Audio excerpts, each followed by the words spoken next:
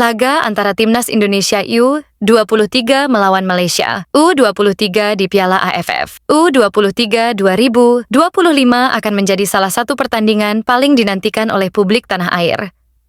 Digelar pada Senin, 21 Juli 2025, pukul 20.00 waktu Indonesia Barat di Stadion Utama Gelora Bung Karno.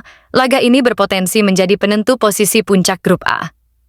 Sebagai pertandingan terakhir fase grup, duel ini bukan sekadar perebutan tiket semifinal, melainkan juga menjadi simbol dari rivalitas klasik antara dua negara serumpun, Indonesia dan Malaysia. Piala AFF U23 edisi tahun ini menghadirkan tantangan yang lebih padat. Indonesia berada di grup A bersama Brunei Darussalam, Filipina, dan Malaysia. Format turnamen mengharuskan hanya juara grup dan satu runner-up terbaik yang bisa melaju ke semifinal.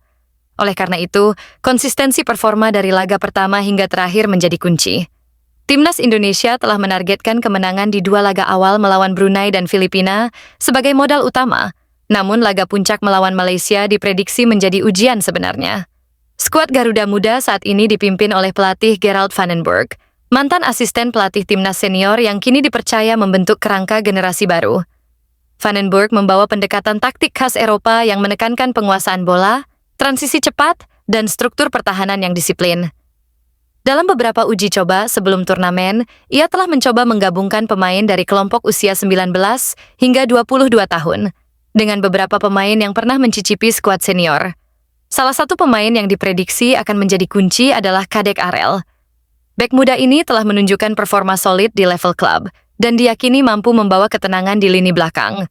Selain itu, kombinasi sayap cepat dan gelandang kreatif menjadi andalan utama Van den Berg untuk membongkar pertahanan lawan yang cenderung bermain bertahan. Malaysia sendiri bukan lawan yang mudah. Mereka memiliki tradisi kuat di level usia muda dan juga membawa skuad terbaiknya ke turnamen ini. Sejumlah nama yang bermain di Liga Utama Malaysia dan bahkan sempat berlatih di luar negeri akan menjadi tantangan tersendiri bagi Indonesia. Apalagi, dalam beberapa tahun terakhir, Malaysia berhasil mencuri kemenangan dari Indonesia dalam laga U23, yang tentunya menjadi catatan penting bagi tim pelatih. Atmosfer pertandingan dipastikan akan sangat panas, tidak hanya karena gengsi turnamen, tapi juga karena rivalitas panjang antara kedua negara dalam dunia sepak bola. Sejak pertemuan pertama di tahun 1957, Indonesia dan Malaysia telah memainkan puluhan laga syarat emosi, baik di level senior maupun usia muda. Setiap bentrokan selalu dipenuhi semangat nasionalisme dan seringkali menjadi penentu nasib di ajang internasional. Laga ini juga menjadi momentum penting untuk para pemain muda Indonesia menunjukkan kualitas mereka di hadapan puluhan ribu supporter yang akan memadati stadion, serta jutaan penonton di layar kaca. Kehadiran supporter menjadi faktor keunggulan tersendiri. GBK dikenal sebagai stadion penuh aura, yang seringkali membuat lawan tertekan bahkan sebelum peluit awal dibunyikan.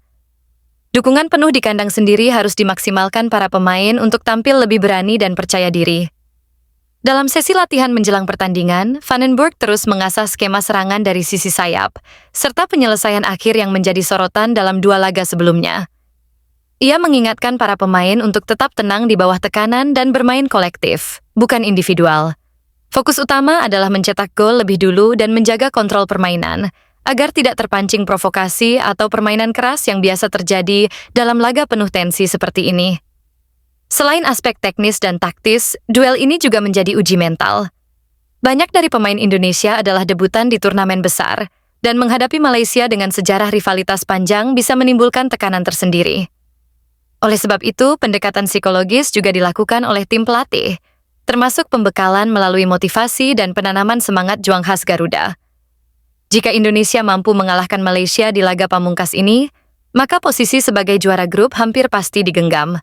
Hal ini akan memudahkan langkah ke semifinal dan kemungkinan besar menghindari lawan berat dari grup lain seperti Thailand atau Vietnam. Sebaliknya, jika laga berakhir imbang atau bahkan kalah, Indonesia harus bergantung pada hasil grup lain untuk bisa lolos sebagai runner-up terbaik. Situasi yang tentu tidak diinginkan oleh semua pihak. Pertandingan ini juga menjadi penilaian publik terhadap program pembinaan usia muda PSSI. Banyak mata tertuju pada apakah Indonesia benar-benar telah memiliki fondasi kuat untuk regenerasi ke level senior. Jika skuad muda ini mampu tampil impresif, bukan tidak mungkin sebagian dari mereka akan naik ke tim utama dalam waktu dekat. apalagi dengan persiapan menuju Piala Asia dan kualifikasi Piala Dunia yang masih panjang.